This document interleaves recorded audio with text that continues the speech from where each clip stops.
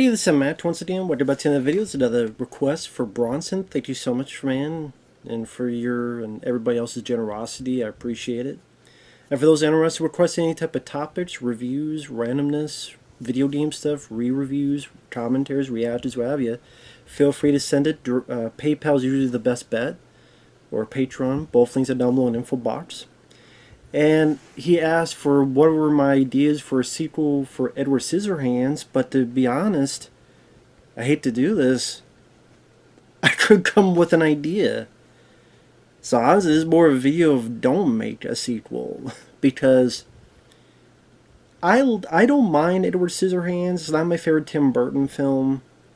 I would say for Tim Burton, if I learn how to work my words right. Ed Wood, Sleepy Hollow, Batman 89. Like, those are more my favorite Tim Burton films. But I like Edward Scissorhands. I just don't rewatch it much. But I mean, it was a tale of a guy who had a creator played by Vincent Price, and he sadly was not able to be finished, so he has scissors for hands.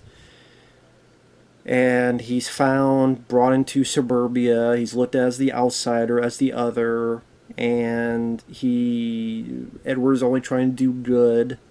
Makes these topiary animals for people, cuts people's hair, cuts dog hair, all that stuff. But the bigotry of the other normal people are against him. They give him as a monster. You also have the love story that blossoms between Edward and Winona Ryder's character.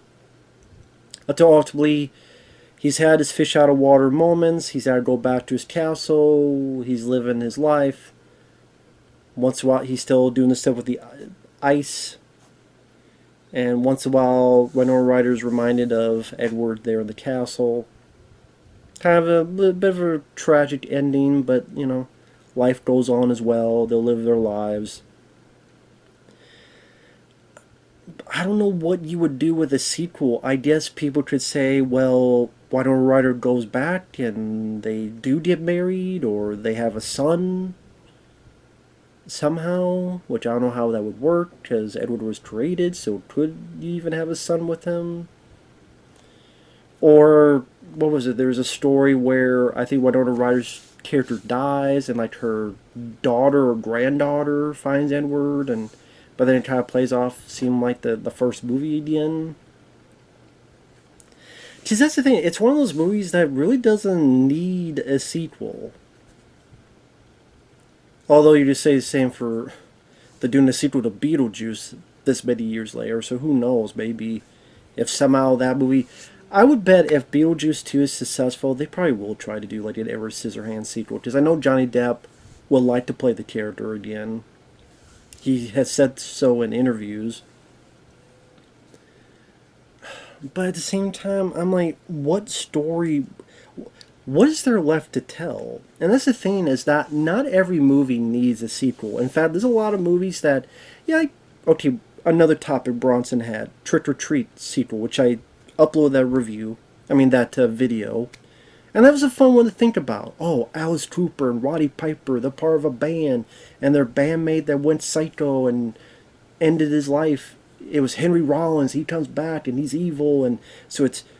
and Henry Rollins is like Billy Zane and Demon Knight with this army of the undead, and Alice Cooper and Roddy Piper had to fight with guitars and drumsticks, the undead and creatures, and Henry Rollins being fun and over the top. Like, that's fun to think about as a sequel. Edward Scissorhands, it's a love story, it's a somewhat fairy tale. I mean, again, maybe you could give them a happy ending, but I don't know what the rest of the story would be without it seeming like just a carbon copy of the first. Maybe you have like a film company come in and they hear about the story and they want to make a movie out of it.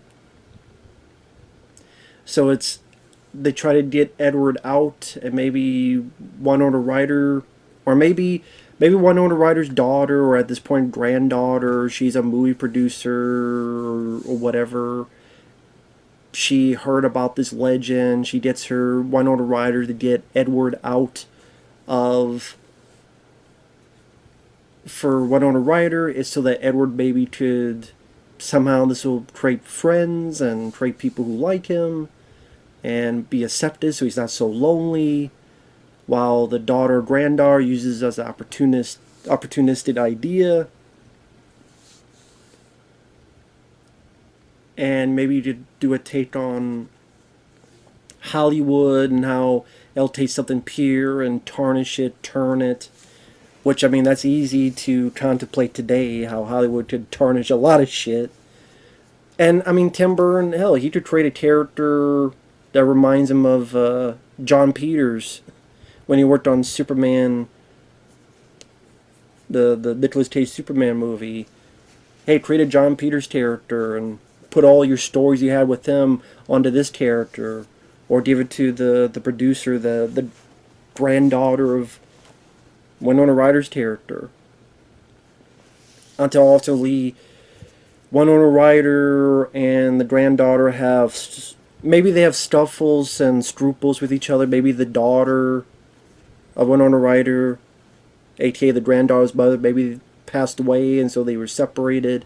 But this is where they grow, and the granddaughter learns to be a better person and respect Edward as a person, not just as a property or as an idea to use for money, to tell the story. And maybe it's like she feels it's her opportunity to get away from this mundane life and have the riches of Hollywood or whatever, but seeing the dark side of Hollywood. Maybe you can make jokes about the industry. There's a lot of jokes of the industry of today. Like maybe the joke of put more special effects on him. And they're like, what are you talking about? He's got scissors for hands. Well, that's not enough. Let's do this and do this, and we'll put more special effects on him just to make fun of the idiocy of Hollywood. I'm really grasping at straws right now. I would say, like a lot of movies, you don't need a sequel. You never need a sequel to a film like Edward Scissorhands, and there's a lot of other movies you don't need sequels to. Because the story was pretty much told and finished. Again, unless you want to just give Edward a happy ending, which I can understand, but then make like a 5-minute epilogue, not a whole movie. I know there's a Super Bowl commercial not too long ago that had, I think, the guy from Dune. I think he's playing the new Wonka as Edward Scissorhands. And I think Winona Ryder was in it. But not Johnny Depp. This might have been around the time where Johnny Depp was, oh, we need to shun him before... Must have been before the trial where they realized how much of a fruitcake Amber Turd is. Shit on people's beds and stuff. But, like I said, I don't know anyone wanting a sequel. That's another thing. I don't even know a lot of people want a sequel to Beetlejuice, but they're doing that. Surprised not Beetlejuice Goes Hawaiian.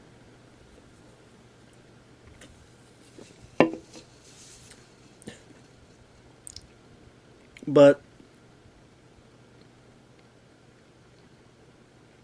like I said, no one's really asking for a sequel to Edward Scissorhands. I'm trying to think of other movies. Like, okay, you don't need a sequel to The Breakfast Club. The Breakfast Club was a one-and-done movie. It is what it is. You don't need a sequel to The Shawshank Redemption. You know, you don't need a sequel to Forrest Gump, which I'm surprised they haven't tried to do. Because think of all the years from the first movie ended to how old Tom Hanks is now, all the other crazy stuff Forrest Gump gets into. I'm surprised no one has tried to do a sequel to that, but you don't need a sequel to Forrest Gump. Let's say there's a lot of sequels you don't need. So I guess just, again, gun to the head, you gotta do this, or we'll pay you $5 million, just come up with something. I can only think of, like, the story of Edward has reached, well, he's been here for how long? Someone tries to make a movie They try to get the citizens, what happened back in the day, how true life story gets altered into fiction, all these little based on a true story, but then they change everything. You can make fun of that aspect. Again, Tim Burton's been in the movie industry, so you can make fun of all the stuff people have given to him, all the hell. He could make fun of the well. We gotta get some toys. We gotta get some fast food tie-ins, like they were trying to do with him. Batman Returns, and he could cast someone. Crispin Glover is the director. There you go. Have Crispin Glover be the director of the production. Have Crispin Glover do his take on Tim Burton. I think if you want a director to emulate Tim Burton, have Crispin Glover as the director of this production, and he's portraying Tim Burton. I would want to see it for that. Crispin Glover trying to direct Edward Scissorhands, and Crispin Glover doing his interpretation of Tim Burton, and then again there's producers. You could, if Tim Burton wants to knock on John Peters or whoever, be my guest. I think his name was John Peters, the guy that won the big fucking spider that he got in Wild Wild West. Yeah, I think there's a team. I think it was Peter Gruber and John John Peters was the guy who's the Barbra Streisand's hairstylist. And then they fell in love, and he got a lot of jobs because of Barbra Streisand.